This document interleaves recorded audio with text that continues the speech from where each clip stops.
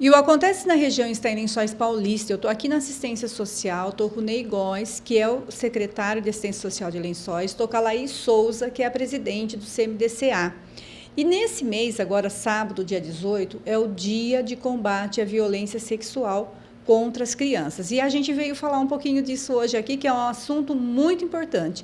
Ney, vai ter um evento aí, uma caminhada, conta pra gente que dia que vai ser. Sim, exatamente. É no próximo sábado, então, dia 18 de maio, que é o Dia Nacional de Combate à Exploração e Abuso Sexual contra Crianças e Adolescentes. Nós faremos a nossa caminhada, o Faça Bonito, né, que já há alguns anos se tornou uma tradição. Nós faremos essa caminhada novamente, que é um processo de conscientização, né? Então nós vamos sair lá da antiga rodoviária, Praça Mirtinho Chaveiro, às 9 horas da manhã, vamos subir pela Rua 15 e depois voltaremos e faremos o encerramento lá na antiga rodoviária. É muito importante que a gente faça essa caminhada, que a gente leve para a população essa questão do abuso sexual contra crianças e adolescentes. Nós precisamos criar uma cultura de proteção, né? É preciso que as pessoas se conscientizem do que vem acontecendo. A gente, junto com o CMDCA, nós temos números, nós temos estatísticas que mostram o quão vulneráveis são as nossas crianças diante dessa prática. Ô Laís, Lençóis, a gente está sempre acompanhando o trabalho, Lençóis tem uma rede grande de apoio aí para as crianças e adolescentes.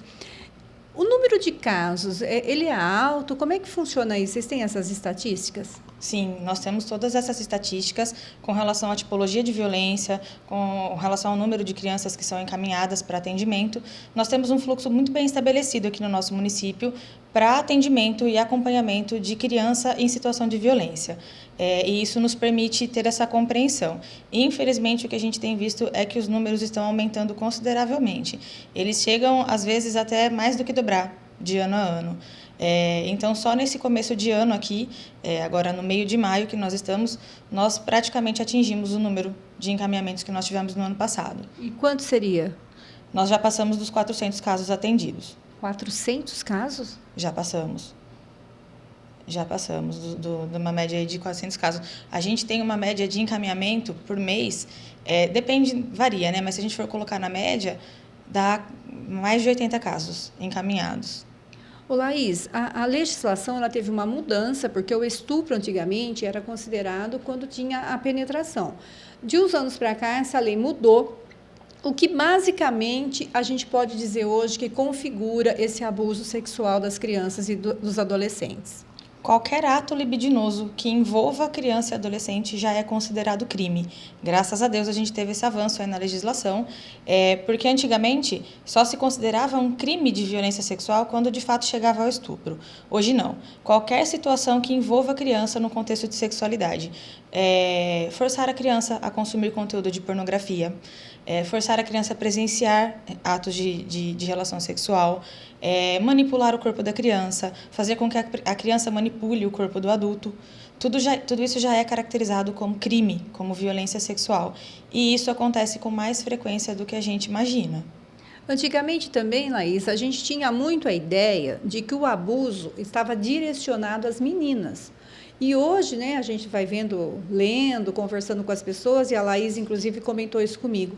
Infelizmente, a gente tem o abuso também nos meninos? Sim, com certeza.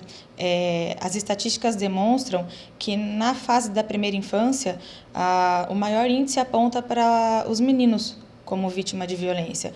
Então, ali por volta de pequeno, né, da primeira infância, até uma entrada na pré-adolescência, a violência acontece no seu maior número com os meninos. E aí, quando entra na pré-adolescência, puberdade e adolescência, inverte e as meninas são as maiores vítimas. Isso não significa que não aconteça com os outros, né? Infelizmente, a gente tem visto cada vez mais na mídia aí, casos que vêm à tona com relação a isso. E a denúncia, né? Porque, infelizmente, também, gente, a grande maioria, vamos dizer assim, é um pleonasmo, mas é muita gente, em torno de 80%, 90% dos casos, acontece dentro de casa. Como é que faz para denunciar, Laís? Isso é muito importante a gente ter em mente realmente, porque o abuso ele vai acontecer ali no lar, naquele local em que a gente tem aquela relação de confiança. Geralmente o agressor ele é aquela pessoa com quem a criança tem uma relação muito próxima de intimidade e confiança. Então o que a gente precisa ter em mente é que a gente tem que preparar essas crianças, inclusive para observar isso dentro de casa. Por isso que é tão importante que elas entendam o que é a violência sexual, porque elas vão ter que ter essa observação também no núcleo onde elas viviam aquela relação mais tranquila em que se achava que isso não queria acontecer. Então, elas tendo conhecimento do que é a violência sexual e como ela acontece, elas precisam ter conhecimento do que fazer, que é essa questão da denúncia. Um canal muito importante de denúncia que a gente tem é o Disque 100. É só pegar o telefone e discar o 100, vai cair num canal do Ministério Público. Essa denúncia pode ser feita de forma anônima, que lá eles têm o processo de filtro que encaminha essa denúncia para o Conselho Tutelar do município, que precisa verificar e apurar essa denúncia e dar uma devolutiva ao Ministério Público. Então, isso é muito importante. O próprio Conselho Tutelar é um ponto de denúncia importante, porque a gente tem aqui que pode ligar, pode procurar o Conselho para realizar a denúncia. O CREAS é um órgão que recebe denúncia também, a Polícia Civil, a Polícia Militar, são todos órgãos que estão preparados para receber esse tipo de informação e fazem parte do nosso fluxo. Ô Ney, e as pessoas, a gente sabe que Lençóis tem CREAS, tem CRAS, né, tem a rede de educação.